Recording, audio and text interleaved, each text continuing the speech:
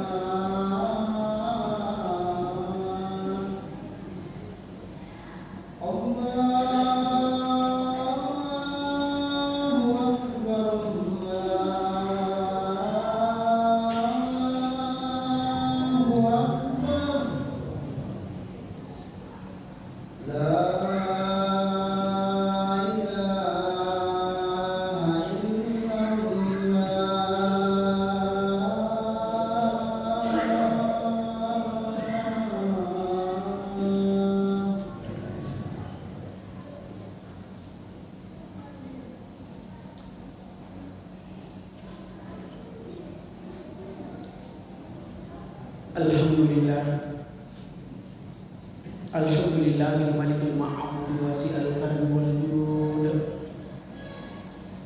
ahata bi kulli syai'in 'ilma wa huwa ala kulli syai'in syahid.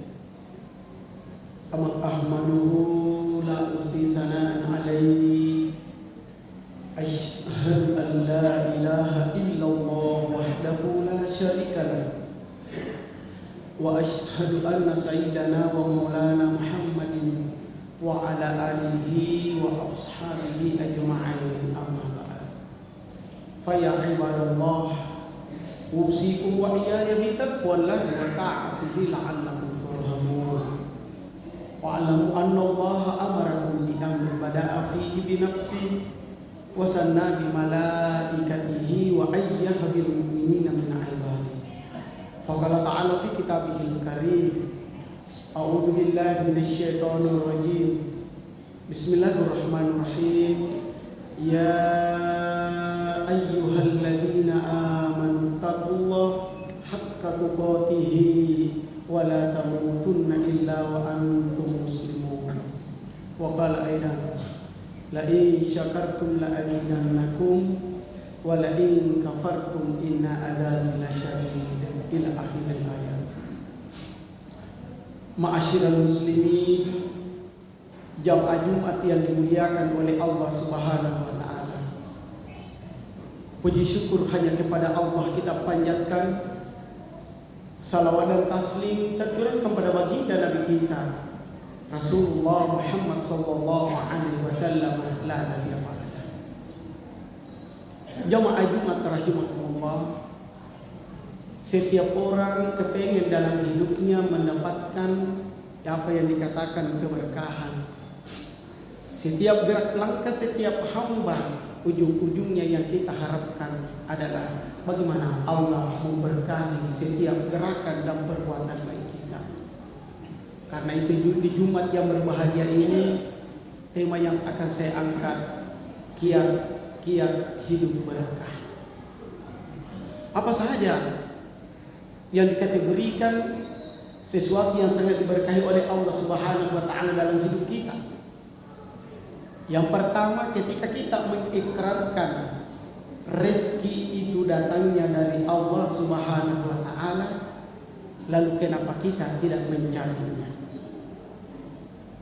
Rezeki itu dalam kehidupan kita yang dimuliakan oleh Allah tidak pernah tertukar. Rezeki yang Allah berikan pada kita karena kita dianggap orang paling mampu dan memahami di mana harusnya menggunakan itu harta. Maka harta itu wajib hukumnya, wajib ain hukumnya dicari oleh seorang hamba.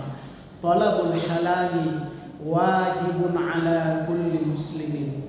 Setiap manusia, laki ataupun perempuan, wajib hukumnya mencari nafkah. Pertanyaannya, mengapa kita mesti bekerja?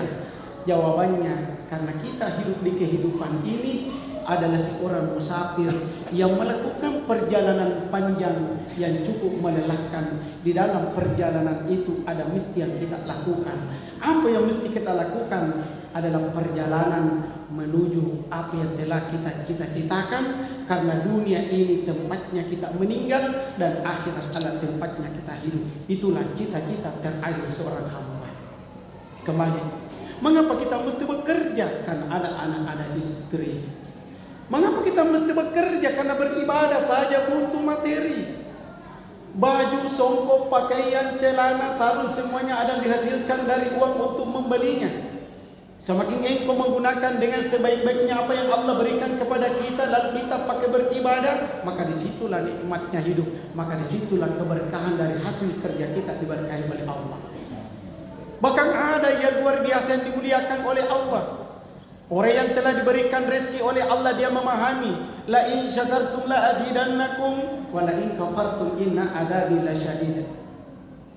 Sekiranya umatnya Muhammad mensyukuri nikmatku, kata Allah, la azidannakum, maka aku akan tambahkan. Rezeki mana yang akan ditambahkan oleh Allah? Adalah rezeki yang telah kita keluarkan 2,5% dari penghasilan kita.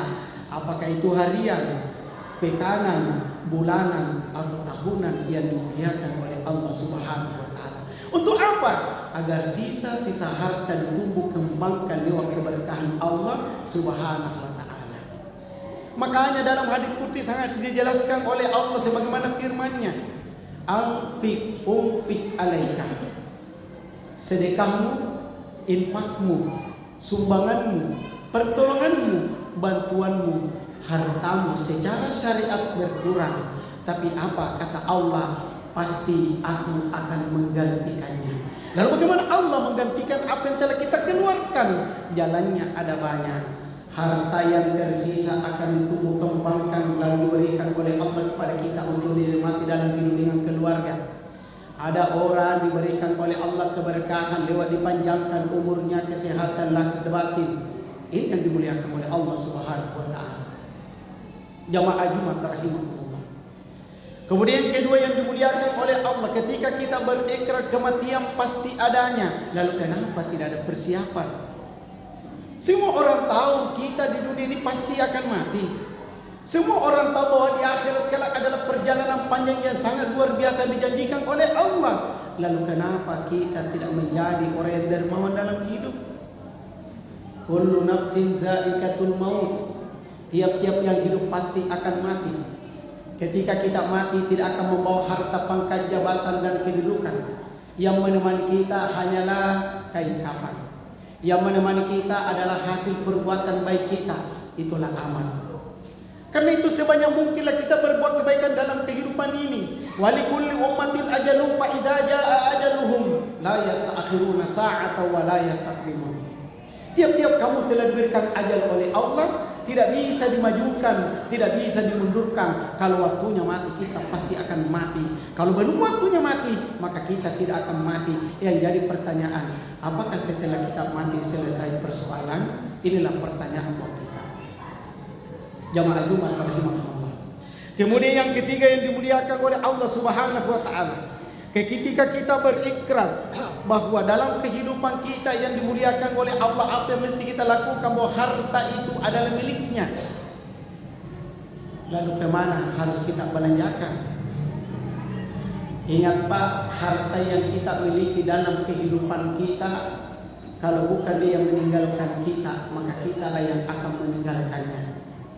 Makanya Allah dalam Al-Quran menjelaskan lewat firman-Nya, lan tanalul birra hatta tunfiqu mimma tuhibbun wa ma tunfiqu min syai'in fa innallaha bihi alim. Sekali-kali kamu tidak dikatakan hamba yang paling terbaik, hamba yang paling mulia di sisi Allah Subhanahu wa taala, hatta tunfiqu mimma tuhibbun. Lalu apa yang Allah titipkan kepada kalian? Harta yang engkau cari banting tulang pagi, sore, siang, malam, yang mungkin 1 tahun kamu tumpuk, apakah engkau sudah keluarkan infak dan sedekahnya? Makanya Allah memberikan pada kita, silakan kamu keluarkan apa yang kau miliki, hatta tunfiqu mimma tuhibbun. Barulah Allah menjadikan kita hamba yang terbaik di sisinya, yang dimuliakan oleh Allah Subhanahu wa taala. Jamaah Jumat rahimahumullah. Yang terakhir, ketika kita berikrar, iyyaka na'budu wa iyyaka nasta'in, yang wajib kita sembah adalah Allah. Yang memberikan segala-galanya adalah Allah. Dari ujung rambut hingga ujung kaki adalah miliknya Allah. Sewaktu-waktu ketika Allah berkehendak, maka Allah akan mengambil kembali barang yang dititipkan kepada kita. Ingat Pak, maka caslah dirimu dengan wudu, caslah dirimu dengan salat, caslah dirimu dengan zikir, caslah dirimu dengan membaca Al-Quran, caslah dirimu dengan selalu bersilaturahmi, dan caslah dirimu dengan selalu menjaga hal-hal yang bisa menyebabkan kehidupan ini bermasalah antara kita dengan Allah, antara kita dengan sesama. Maka perbaikilah hablu minallah wa hablu minan nas, maka itulah yang terbaik dalam kehidupan kita. Barakallahu li wa lakum fil Qur'anil azim. Wa nafa'ani wa iyyakum bima fihi minal ayat wa zikril hakim. Wa taqabbalallahu minna wa minkum tilawatahu innahu huwal ghafurur rahim. A'udzubillahi minasyaitonir rajim.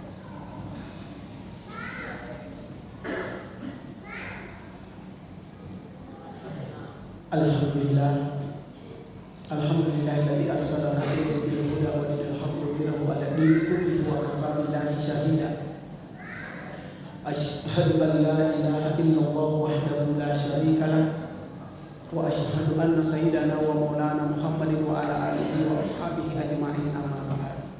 Fa ya ibadallah, usikum wa iyaya bi taqwallahi wa ta'atihi la'allakum turhamun.